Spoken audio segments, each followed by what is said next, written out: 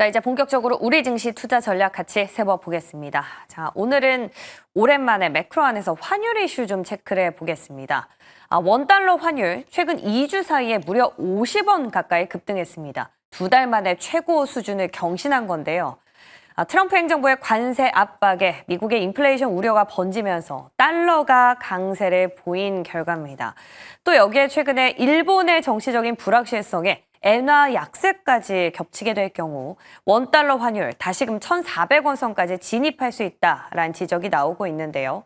자, 어제도 환율 보시면 1,393원까지 오르다가 막판 들어서 1,380원대 가까스로 안착은 했습니다만 시장에서는 원달러 환율 다시 1,400원까지 터치할 것이다 라는 경계감이 더 짙은 상황입니다. 실제로 IM증권은 이번 주 환율 상단을 1,400원으로 제시를 했는데요. 하향 안정화가 되지 않는 이상 당분간은 경계감 속에서 조금 지켜봐야 될 듯 보입니다. 잘 가고 있는 우리 시장에 제동이 걸리는 건 아닌지 바로 점검해 보도록 하겠습니다. 이어서 두 번째 기사 넘어가 볼까요? 오늘도 반도체입니다. 전 세계에서 AI 반도체를 가장 많이 사용하는 기업 중 하나, 바로 오픈 AI입니다. 올해 연말 100만 개의 GPU가 가동된다. 우리 팀은 이를 100배까지 늘릴 것이다. 샘 올트먼 오픈 AI CEO가 직접 자신의 SNS에 그런 글을 남겼는데요. 일론 머스크 xAI가 20만 개 GPU를 운영하고 있다는 점을 감안하면 오픈 AI는 이에 대해서 5배에 달하는 GPU를 사용하게 되는 겁니다. 그런데 최근에는 오픈 AI가 물론 지나치게 많은 사업을 진행 중인 가운데 투자를 약속했던 소프트뱅크가 투자 규모를 축소했다라는 소문까지 여러 가지 우려가 나오곤 있지만 어쨌든 오픈 AI가 GPU 투자를 늘리는 건 SK 하이닉스를 비롯해 반도체 기업들에겐 큰 호재가 아닐 수 없는데요. 그만큼 HBM 수요가 늘어나기 때문이겠죠. 자, 이런 가운데 최태원 SK그룹 회장이 이번 달 초 샘 올트먼 CEO와 회동을 하고 이에 대한 앞으로 협력 방안을 간구한 걸로 전해졌습니다. 자, 하이닉스의 경우 이번 분기에는 영업이익이 무려 10조 원을 넘어설 수 있다라는 전망이 나오고 있는 가운데 이러한 모멘텀으로 앞으로 시장의 기대감까지 충족시킬 수 있을지 귀추가 주목되고 있습니다. 끝으론 실적 이야기 넘어가 보겠습니다. 자, 어제도 브리핑 통해서 일정에 잠시 체크를 해봤지만 이번 주에 4대 금융지주들 모두 실적 발표를 앞두고 있습니다. 4대 금융지주 전체적인 합산으로 봤을 때 올해 연간 순이익은 18조 원 정도로 역대 최고치를 갈아치울 걸로 보이는데요. 다만 회사별로 따져보면 실적이 엇갈릴 것이다라는 전망이 있었습니다. 구체적으로 신한, 하나금융의 순이익은 증가할 것이라는 반면에 KB, 우리금융은 다소 주춤하면서 희비가 교차될 걸로 예상되는데요. 신한금융지주의 경우에는 4대 금융지주 가운데서 가장 큰 성장세가 관측되고 있는 반면에 우리금융지주의 경우 MTS나 인력 채용 등 판매 관리비를 지출한 영향이 이번 실적에 반영이 되면서 전년과 비교했을 때 한 9% 정도 감소할 걸로 관측이 되고 있습니다. 자, 이렇게 기업별로 실적이 엇갈릴 가능성이 있기 때문에 같은 섹터라도 호실적이 기대되는 기업들을 잘 선별하고 가려내는 게 중요할 걸로 보이는데요. 지금부터 옥석 가려내러 가보겠습니다.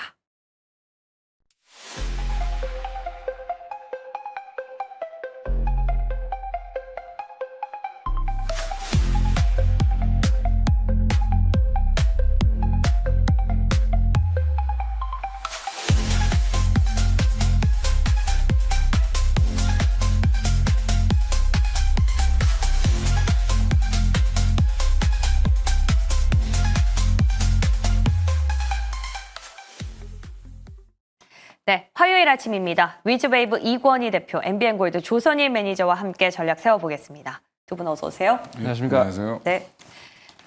두 분이 생각하는 오늘 시장에서 가장 중요한 포인트는 무엇일지 오늘장 포인트로 열어보겠습니다. 공개해 주시죠. 외국인 수급을 주목해보자. LG AI 토크 콘서트. AI 토크 콘서트를 펼칩니까? 네, 이게 뭐 얘기하고 노는 게 아니고 네. 전체적으로 이제 그 기업의 전략을 얘기를 하는 거죠. 아, 토크 그게 아니고. 토크에 그죠?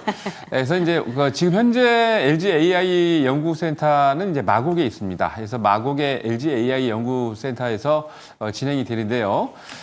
차기 LG의 AI 원장이 나와서 여기에 대한 내용을 발표합니다. 그래서 향후 LG가 어떻게 AI 전략을 진행을 할 것인지에 대해서 관심을 가져야 되는데 전반적으로 우리나라 같은 경우는 뭐 삼성이나 네이버 그리고 카카오 그리고 LG 같은 기업들이 대기업들이 전체적으로 큰 흐름을 가지고 움직이고 있는데 오늘 LG 같은 경우는 엑사원 4.0을 비롯해서 AI에 대한 R&D 투자 그리고 향후 계획을 발표를 하기 때문에 관련 내용들 지켜보시고 앞으로 AI 관련해서 이제 국가에서도 정책적으로 8월 달쯤에 대표 기업들을 아마 선정을 할 것 같은데 전체적인 트렌드가 글로벌 트렌드가 국내뿐만이 아니고 전 세계적으로 AI에 집중되고 있기 때문에 AI에 대한 관심 잘 가지면서 모니터링 해보시기 바랍니다.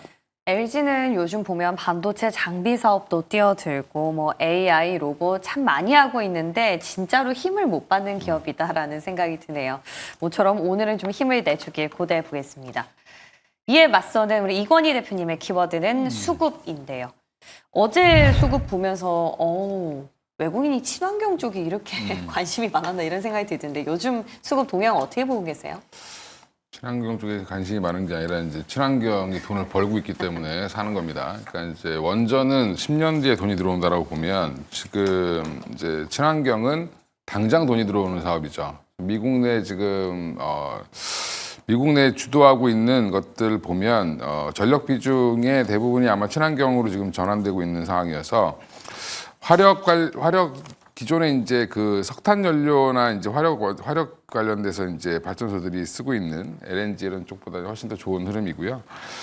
제가 이제 외국인들 순매수 증가하는 섹터 주목하자라고 말씀드렸던 이유 중에 하나는 지수 전체도 이제 외국인들이 약간 끌고 가는 시장이긴 하지만 최근에 이제 급등하고 있는 종목들 우상향을 하고 있는 추세를 보여주고 있는 아까 말씀하신 뭐 금융주도 마찬가지고.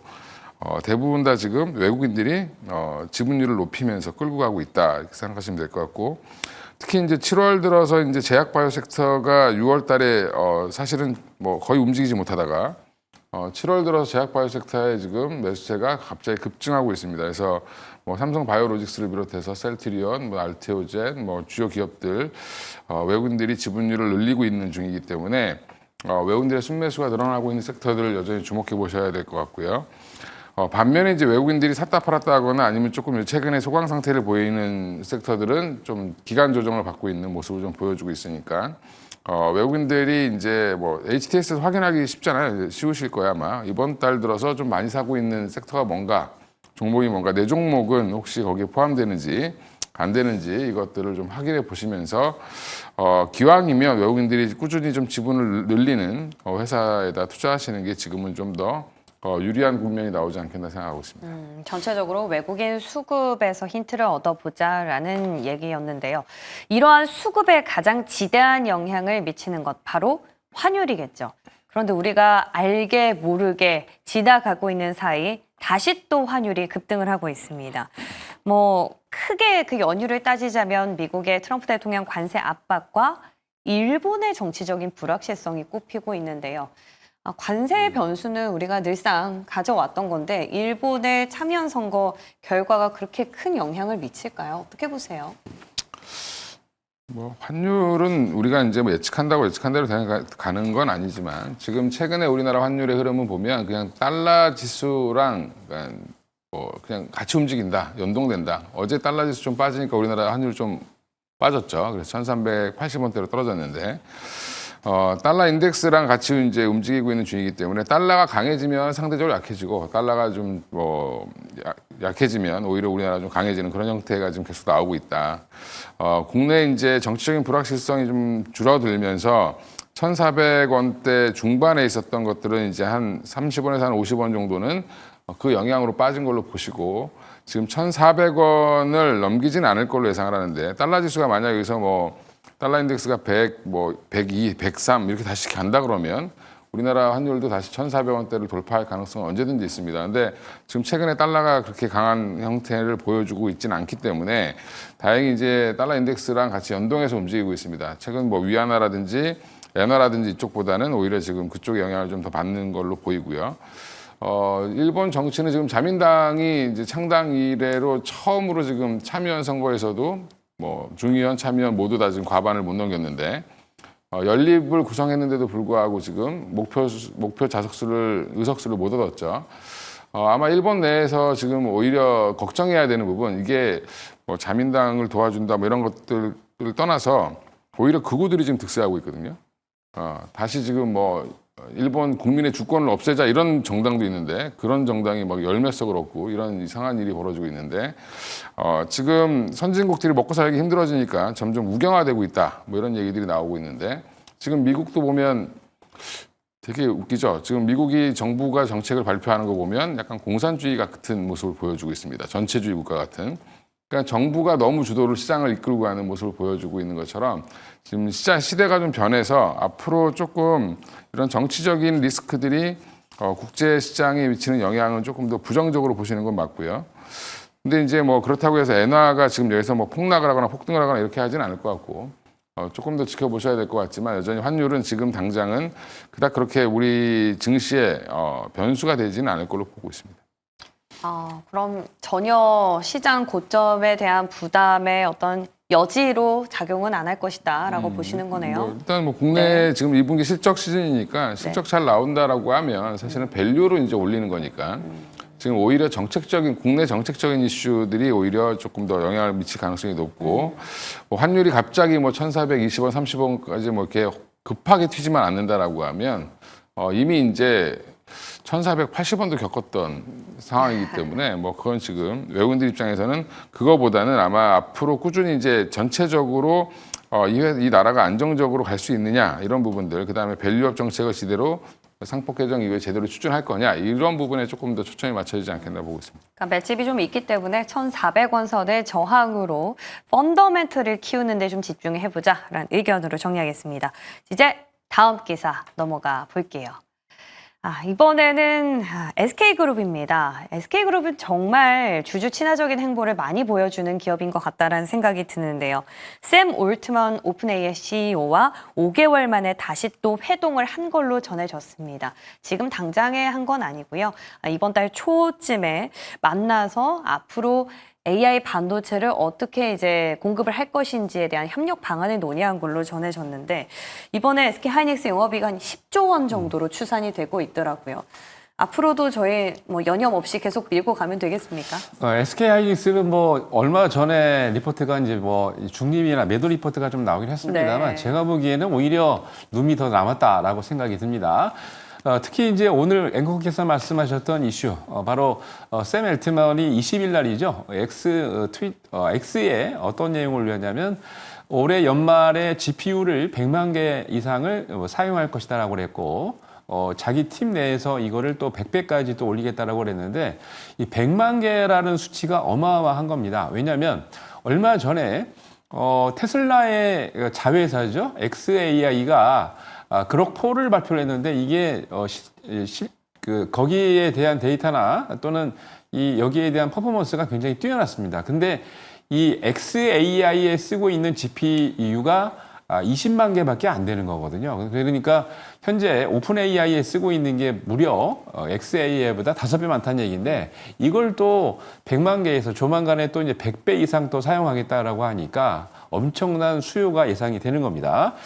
자, 지금 현재 그 오픈AI 같은 경우는 클라우드 애저 서비스, 그러니까 마이크로소프트의 애저 서비스를 사용하고 있기 때문에 마이크로소프트 애저에 있는 GPU를 사용을 하고 있는데 이게 굉장히 많이, 왜냐하면 주간 단위로 오픈AI 같은 경우는 사용자가 5억 명이 넘다 보니까 전 세계에서 최고죠. 그래서 자기의 데이터 센터를 오픈AI의 데이터 센터를 만들어야 되겠다라고 해서 미국의 클라우드 서비스 회사인 미라클에 지금 오라클이죠. 오라클과 손잡고 자체적으로 지금 데이터 센터를 짓고 있습니다. 그렇게 된다면 앞으로 여기에 들어가야 될 또 GPU가 엄청나게 많을 텐데 거기다 또 플러스 어떤 이슈가 있냐면 사실 구글 데이터 서비스를 안 쓰고 있는데 앞으로는 구글에 있는 GPU까지 사용을 하겠다는 얘기죠. 왜냐하면 오픈 AI 쪽에서는 굉장히 많은 지금 데이터를 필요로 하기 때문에 이렇게 될 수밖에 없는 것 같습니다. 그렇게 된다면 GPU에 들어가는 또 HBM을 많이 쓸 수밖에 없게 되는 거죠. 그래서 최태원 회장과 SK 하이닉스의 사장이 같이 그 샘 엘트만을 만나서 여기에 대한 논의를 했는데 SK 하이닉스, SK 그룹 같은 경우는 지금 이제 울산에 또 대규모 AI 센터를 짓습니다. 근데 여기에 오픈 AI 같은 경우는 지금 미국과 중동 그리고 일본에도 대규모 AI 센터를 건설하고 있는데 이 울산 쪽에서도 같이 협업할 수 있는 그런 길이 열리다 보니까 같은 내용을 얘기를 하고 있는 것 같아요. 그래서 조율이 된다면 오픈 AI도 여기에 뛰어들 수 있다라고 생각이 들고 그래서 자체적으로 봤을 때 또는 앞으로 한 1년 이상의 중장기적인 전망으로 봤을 때도 SK 하이닉스의 HBM, GPU를 많이 사용할 수 있게 되기 때문에 그렇게 된다면 SK 하이닉스의 주가는 지금도 올라갈 룸이 많이 있다라고 보고 있고 외국계 일부 리포트가 나온 거는 여러분들 무시해 하시더라도 충분히 올 하반기 때 제가 이제 30만 원 넘어가서 그때 25만 원 얘기할 때 더블도 갈 수 있다라고 한 달 전에 말씀을 드렸는데 30만 원을 돌파를 했고 앞으로 말씀드린 대로 그 가격대까지 좀 올라갔으면 하는 바람입니다. 네. 앞으로 더 갈 여력이 남아 있다라는 겁니다. 얼마나 더 갈지는 이번 주에 발표될 빅테크들의 실적에서 우리가 가늠을 좀 해볼 수 있겠죠. 마지막 금융주들 어떤 실적을 갖고 올 것인지도 함께 점검해 보겠습니다. 자, 4대 금융지주 합산으로 따져봤을 때 순이익이 역대 최대 규모를 돌파할 걸로 전망이 되고 있는데 기업별로 보면 약간은 엇갈립니다. 자, 지난주였나요? 지난번에 금융주와 관련한 매력도를 긍정적으로 평가를 해주셨었는데 혹시 구체적으로 볼만한 기업을 조금 추려주실 수 있을까요? 실적 기대 금융주. 차이가 있나요? 근데 4대 금융지주가 다 비슷한 것 같은데. 예. KB금융이 조금 실적이 전년 2분기 대비 이제 전년 대비 좀 줄어드는 걸로 나오는데 그건 전년도에 너무 많이 벌어서 그런 겁니다. 예, 그러니까 추세는 지금 일시적으로 지금 작년 2분기가 워낙 KB금융이 실적이 좋아서 그런 거고 전반적으로 지금 실적은 다 우상향 중이다라고 보시면 될 것 같고요. 많은 분들이 지금 주택담보대출 관련돼서 돈을 이자를 많이 내고 계시죠. 예, 그 부분이 이제 반영된 거고. 결국엔 지금 제가 볼 때는 지금 당장의 실적보다 배당 성향이 어떻게 되느냐가 더 중요할 것 같고요. 주주환원 정책을 얼마나 조금 더 강하게 하느냐에 따라서 달려 있기 때문에 KB금융이 지금 일시적으로 만약에 이번 실적이 안 좋아서 빠진다라고 하면 오히려 그쪽을 사시는 게 조금 더 나을 것 같다라고 말씀드리겠고요. 지금 단기적으로 이제 접근하신 분들은 신한지주 같은 경우가 오히려 조금 더 좋겠죠. 그죠? 그 정도로 이제 보시면 될 것 같고. 그것도 아니다라고 하면 지방은행들도 많이 있습니다. IM 금융지주라든지 그 외에 이제 JB도 있고 BNK도 있는데 이런 쪽들도 여전히 밸류에이션 지금 낮습니다. 그러니까 이런 쪽도 지금은 기회는 여전히 있다. 단기적으로 좀 매매하실 분들은 지방 지주사들도 괜찮은 모습을 보여주고 있고요. 지방은행들도 그 외에 이제 좀 꾸준하게 가고 싶다라고 하면 전 개인적으로 그냥 KB금융이나 하나금융지주 둘 중에 하나 사시는 게 맞지 않나 보고 있습니다. 네, 투자 성향에 따라서 여러 가지 옵션을 주셨습니다. 한번 참고해 보시기 바라겠고요. 자, 그럼 오늘 일단 어떤 섹터를 바라봐야 할지 점검 시간 가져보겠습니다. 첫 번째 섹터 열어주시죠. 폴더블과 2차 전지. 2차 전지는 저희가 매번 문 두드리고 있는데 색깔이 진짜 안 변하네요. 일단 어제도 저희가 살펴봤지만 리튬 가격이 결국에 3개월 내 최고치를 기록해 버렸습니다. 리튬 업체가 또 생산을 중단하기도 했고 미국의 반덤핑 이슈까지 더해지면서 리튬 포어스, 하이드로 리튬 이런 리튬 전문 기업들이 급등을 하고 있는데 우리가 그냥 여기서 트레이딩 관점으로 멈춰야 되는 건지 아니면 2차 전지 셀이나 좀 소재 기업 조금 윗단으로 올라가서 수익성까지 개선을 기대를 해봐야 되는 건지 좀 고민이 되더라고요. 제 화면에 있는 차트를 좀 보여주시죠. 네. 네, 말씀 좀 드리도록 하겠습니다. 제 화면 차트. 네. 이 차트는 여러분들 KG 모빌리티로 사명이 변경됐습니다만 이게 앞에 있는 월봉 차트입니다. 2000 코로나 때 자동차 섹터에서는 재밌는 일이 하나 있었죠. M&A, 대규모 M&A가 있었는데 바로 자본 잠식이 돼서 상장 폐지 직전까지 갔던 쌍용차가 어떤 기업이 인수하냐에 따라서 이게 바뀐다라고 그래서 2020년도 코로나 때입니다. 그때도 저도 이 이슈 때문에 이 종목을 10,000원에 추천드려서 20,000원에 100% 수익을 내고 매도를 했더니 30,000원까지 올라가더라고요. 근데 이런 경험이 있었는데 그때 저는 이후에 이때 어떤 이슈가 있었냐면 KG그룹이 인수를 하고 난 다음에 쌍용차가 전기차 위주로 판매를 하기 때문에 매출과 영업이 껌쭉 뛰어서 뭐 일부에서는 뭐 기아나 현대차를 추적할 수 있다 그런 리포트까지 나왔던 적이 있었거든요. 제가 코웃음을 친 적이 있는데 그때 저는 잘 팔았다고 생각을 합니다. 왜냐하면 지금 보세요. 추세가 이슈가 반짝 나더니 어떻게 됐습니까? 결국은 3만 원짜리가 3,000원까지 10분의 1 토막이 났습니다. 저는 이게 2차 전지의 앞으로의 모습이다라고 생각이 들어요. 무슨 얘기냐면 캐즘 구간에 있는 업종이나 캐즘 구간에 있는 기업들은 반짝 이슈가 한번 나옵니다. 지금 뭐 리튬 가격이 상승했다고 해서 앞에처럼 지금 반짝 이슈가 나오는데 이거 좋다고 지금 이게 바닥이다라고 생각하고 1년 이상 갖고 가겠다 생각하시면 큰일 납니다. 왜냐? 반짝 반등하고 난 다음에 어떻게 돼요? 추세가 이 합병하고 난 다음에 추세가 망가져가지고 더 떨어졌죠.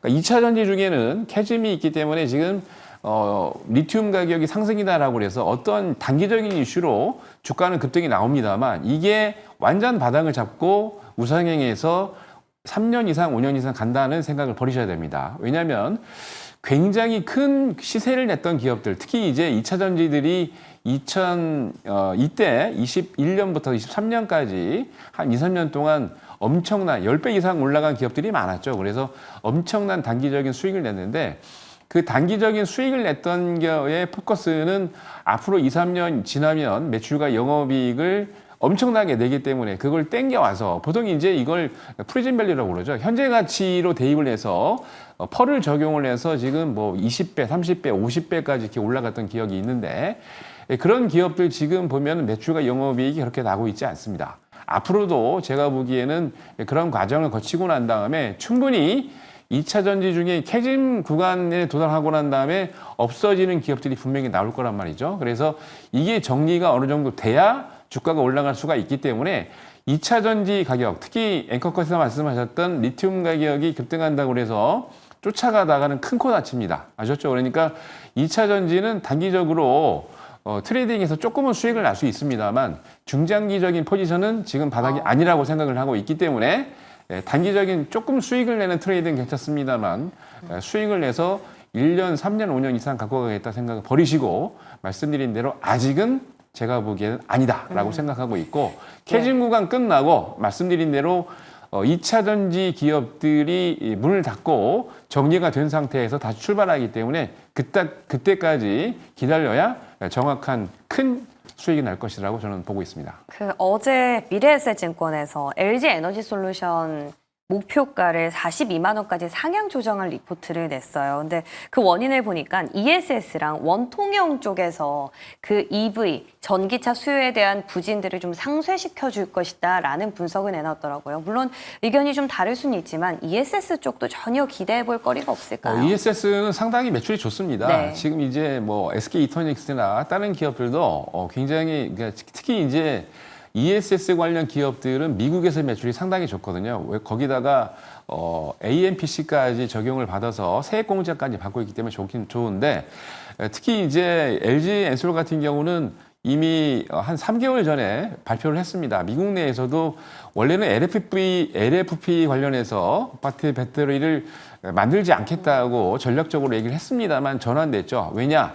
2차 전지 가격이 하락하는 추세고 그리고 전반적으로 전기차 같은 경우에도 좀 대중화시키기 위해서 점점 추세가 가격이 하락하고 있기 때문이죠. 그래서 ESS는 상당히 긍정적이고 말씀드린 대로 앞으로 2차 전지 추세는 가격 하락 추세로 가고 있기 때문에 거기 포커스를 맞추셔야 될 것 같습니다. 네, 조금 더 큰 산업을 보자라는 말씀이셨던 것 같아요. 한번 참고해 보시고요. 이에 맞서는 점검 섹터는 폴더블입니다. 폴더블은 애플 거밍치로 시작을 해서 삼성전자에도 마침 잘 팔리다가 어제는 또 트리폴더블이라는 키워드까지 떠오르면서 계속해서 이 안에서 순환매가 지속되고 있습니다. 굳이 따지자면 디스플레이, 힌지, 기판 이 정도로 나눌 수 있을 것 같은데 일단 긍정적으로 보신다면 그 안에서 어떤 쪽을 선택을 해봐야 되는지 팁을 좀 주시죠. 일단 폴더블 지금 갤럭시 폴드 7이 플립보다 지금 잘 반응이 더 팔린다고. 좋죠. 예. 플립이 항상 여성분들이 좀 많이 사셔서 여성분들 때문에 폴드는 아재폰, 네, 플립은 여성폰 뭐 이렇게 구분이 됐었죠.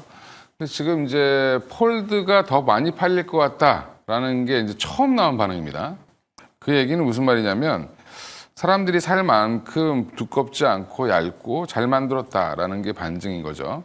그러면 얇아진 데는 왜 어떻게 해서 얇아졌을까? 기술력이.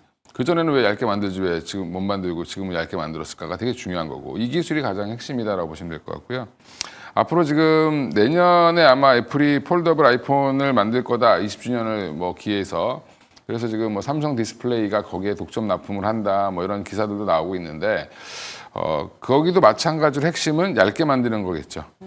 예, 그러면 OLED 기판 자체가 얇아져야 되고 그다음에 그러면 전력 소모도 좀 줄어야 되고 여러 가지 이제 그런 것들 기술이 필요한 과정이 있기 때문에 지금은 뭐 힌지부터 시작해서 뭐 필름, 세경 하이테크 어제 상한가가고 뭐 그 외에 이제 덕산 네오룩스라든지 이런 종목들 올라오고 있죠. 근데 이녹스 첨단 소재 이런 종목들 이제 올라오고 KH 바텍도 올라오고 다 올라옵니다. 외장인지 내장인지 뭐 오랜만에 이제 그 안에 이제 PCB 만드는 BH까지 이제 움직일 텐데 그럼 이제 좀 있으면 뭐 자화전자라든지 이런 종목도 바닥에서 많이 올라왔습니다. 네. 애플과 관련된 종목들. LG 이노텍도 갈까요? 그러면 당연히 LG 이노텍도 올라가겠죠. 네. 그러니까 LG 이노텍 지금 아무도 안 쳐다보고 있죠. 또 네. 실적도 나오는데 그죠?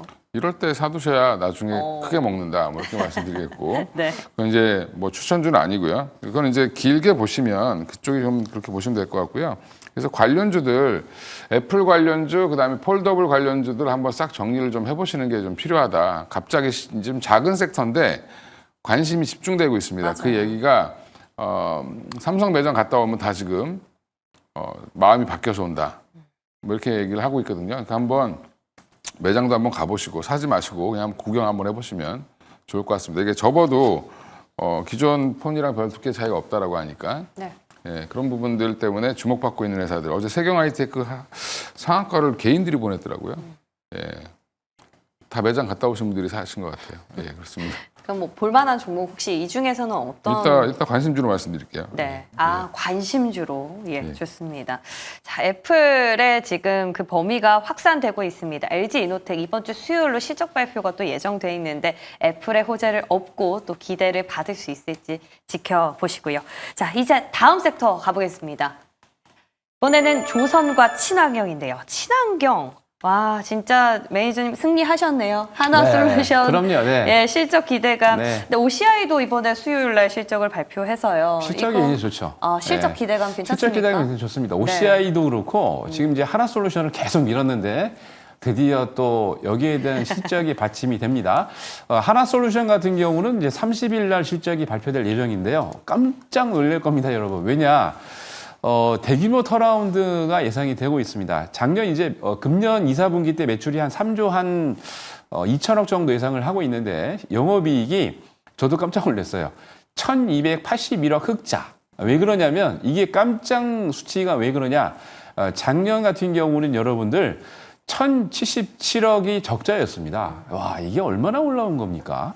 네, 이게 왜 그런가라고 봤더니 미국에 있는 하나솔루션의 자회사 하나큐셀이 신재생 에너지 부분이 사업이 굉장히 매출이 많이 늘면서 영업이익 같은 경우에도 무려 1,852억을 전망을 하고 있습니다.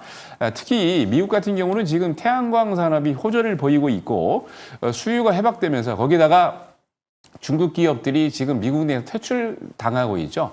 여기에 대한 수혜를 하나솔루션의 자회사 하나큐셀이 다 받고 있고 거기다가 태양광은 아직까지는 AMPC 세액공제를 받고 있습니다. 거기다 북미 시장, 미국과 캐나다 또는 멕시코까지 포함을 해서 태양광 모듈이 다시 회복세를 보이고 있고 수익성이 대폭 개선이 되고 있기 때문에 지금 단기적으로 급등을 했다가 약간 조정하는 구간에 어제 또 반짝 상승했던 이유가 바로 이 이슈인데 네. 제가 보기에는 2분기뿐만이 아니라 3분기, 4분기 앞으로 왜냐하면 중국 기업들이 미국 내에서 퇴출이 됐기 때문에 거기에 대한 반사이익을 하나큐셀이 받고 하나큐셀이 받아서 매출과 영업이익이 올라가면 하나솔루션의 매출과 영업이익 덩달아 올라갑니다. 그렇기 때문에 하나솔루션은 지금 여러분 봐야 될 때다라고 말씀드리고 싶습니다. 좋습니다. 자, 태양광도 참 어렵다 했는데 결국에 실적이 받쳐주니까 이렇게 부스팅이 나오네요. 끝으로는 조선인데요. 조선도 이번 주에 뭐 대거 실적들이 나오는데 뭐 전체적으로 기대감을 받고 있는 것 같아요. 포인트를 이제 아셔야 되는데 네. 일단 하나오션이나 이제 삼성중공업 같은 경우는 이제 영업이익률이 얼만큼 올라오는지를 보셔야 될 것 같고요. 그래서 이제 실적 발표 나왔을 때 이제 HD현대중공업 같은 경우는 이미 10%가 넘어갔죠. 영업이익률이. 그리고 지금 현대미포만 좀 남았습니다. 현대미포가 아직 10%가 안 되는 상황이고. 이제 이게 10% 넘어가면 밸류에이션 지금 다 끌어올릴 준비하고 있는 상황인데 아마 이번에 이제 뭐 추세를 보셔야 되는데 한 6점 몇 프로 벌던 회사들이 한 8%대 나오고 이러면 또 좋겠죠. 그런 거 관련해서 지금 삼성중공업이 생각보다 힘을 내고 있는 중이고 지금 또 방산 이슈가 또 여전히 남아 있습니다. 그래서 뭐 하나오션이라든지 HD현대중공업 같은 경우는 캐나다 잠수함 관련돼서 또 얘기가 좀 남아 있고 그것도 이제 규모가 꽤 크기 때문에 우리가 3,000톤급 디젤 잠수함은 제일 잘 만듭니다. 전 세계에서. 그런 부분들이 여전히 지금 조금 수주를 받을 수 있지 않겠나 지금 얘기를 좀 하고 있고요.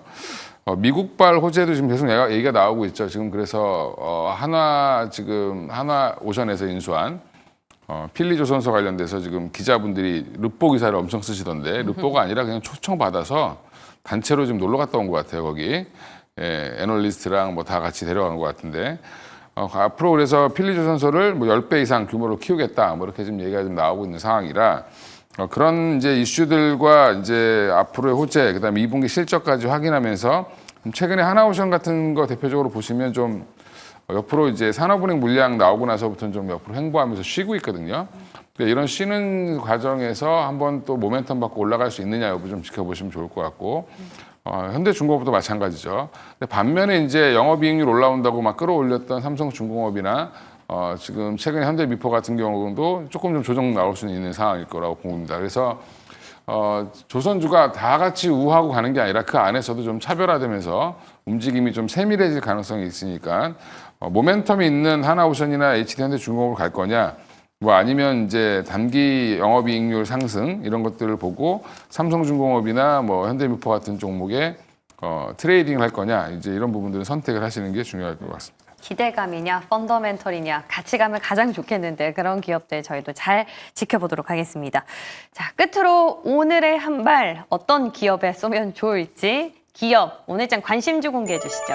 덕산네오룩스였고요. SK 이터닉스, 친환경 쪽을 보시네요. 네, 태양광은 제가 말씀드린 대로 계속 태양광 조정이다 할 때부터 뭐 2달 전부터 계속 말씀드렸죠. 네. 드디어 태양광이 빛을 발하고 있습니다. 여러분 포지션을 잡을 때 업황을 계속 여러분 모니터링 하시면서 확인하셔야 됩니다. 저는 이미 2주 전부터, 2달 전부터 태양광이 끝나지 않았다. 그때 전에도 이제 추천을 드렸습니다만. SK 이터닉스 같은 경우도 그런 경우입니다. SK 디스커버리가 지분을 한 43% 보유를 하고 있는 에너지 기업입니다. 작년에 인적 분할해서 스핀오프가 됐지요. 신재생 에너지 사업을 하고 있는데 여기에 대한 수혜를 받고 있습니다. 특히 이제 태양광 풍력, 거기다가 해상 풍력 같은 경우는 해상 풍력 외에도 연료 전지 사업과 미국의 ESS 사업을 시장 진출을 하고 있기 때문에 아까 말씀드린 대로 ESS 사업 같은 경우는 미국의 세액 공제를 아직까지 받고 있기 때문에 여기에 대한 반사이익을 받습니다.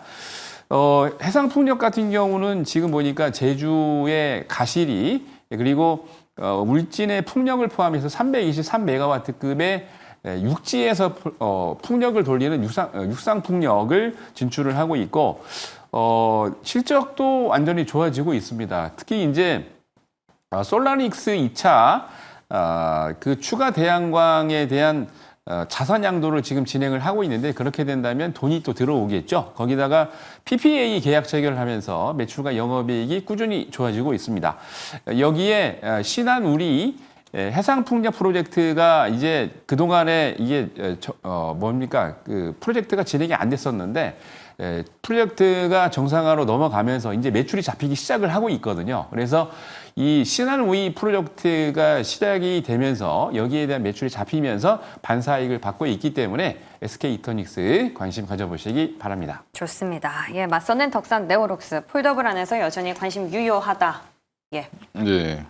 덕산 네오룩스는 이제 2014년에 이제 덕산 하이메탈에서 빠져나온 인쪽 분할하는 회사인데 그대로 이제 보면 그 지금 계속 OLED 관련돼서 소재 사업을 계속 하고 있죠. 그래서 뭐 아마 홈페이지 들어가 보시면 사업부도 되게 사업 내용도 간단하고 근데 이제 올해 아마 사상 최대 실적을 낼 걸로 지금 예상을 하고 있습니다. 그래서 주가도 보면 OLED 뭐 망가진 거 아니야 하지만 사실은 추세적으로 나쁘지 않습니다. 창사 이래로는. 근데 지금 2021년도에 급등한 이후에 조정받고 지금 다시 최근에 올라오고 있는 중인데 제가 월봉 차트 한번 띄워드릴 테니까 한번 보시면 이거 보여주시면 좋을 것 같고요. 추세가 나쁘지 않은 회사고 실적도 계속 올라오고 있습니다. 근데 최근에 이제 다시 주목받고 있는 거는 지금 차세대 뭐 블루 인간 관련된 매출 기존에 이제 OLED 소재가 매출이 늘어나는 거는 삼성 디스플레이가 좋아지면서 같이 가는 거다라고 생각하시면 되고요. 블랙 PDL이라는 거에 주목하셔야 될 것 같습니다. 블랙 PDL 소재가 지금 애플향의 납품 기대도 있고 그다음에 삼성 디스플레이는 당연히 납품을 하고 있고요. 블랙 PDL이 왜 중요하냐면 이걸 적용해야지 디스플레이 두께를 줄일 수 있다. 그리고 전력 소모도 한 25% 줄일 수 있습니다. 그래서 이 소재가 굉장히 중요한 소재인데 그게 이제 컬러 필터 인캡슐레이션이라는 기술이 이제 확대 적용되면서 이게 꼭 필요한 소재가 이제 블랙 PDL이라는 이제 소재라고 보시면 될 것 같고요. 이게 뭐 OLED 소재 보면 발광 소재가 있고 비발광 소재가 있는데 오히려 비발광 소재인 이 블랙 PDL이 더 중요한 소재다라고 지금 얘기를 하고 있습니다. 그래서 앞으로 이 폴더블 폰의 가장 핵심은 두께를 줄이는 건데 그 기술에 이 COE 기술의 확대 그 COE 기술을 적용해야지만 얇아질 수 있다라는 부분에서는 앞으로 덕산 네오룩스가 어제는 이제 뭐 인지가 좀 빠른 필름이나 뭐 이런 쪽으로 사람들이 집중했다라고 하면 네. 앞으로는 두께에 집중하면 덕산 네오룩스를 사셔야 될 것 같다. 그래서 목표가는 일단 5만 원으로 일단 1차 목표가 잡아드리고요. 손절가는 3만 5천 원으로 말씀드리겠습니다. 네, 좋습니다. 실적까지 받쳐주는 기업이었고요. 오늘 두 분 말씀 바탕으로 시장 중심 잘 잡아보겠습니다. 이건희 대표님 보내드릴게요. 고맙습니다. 네, 감사합니다.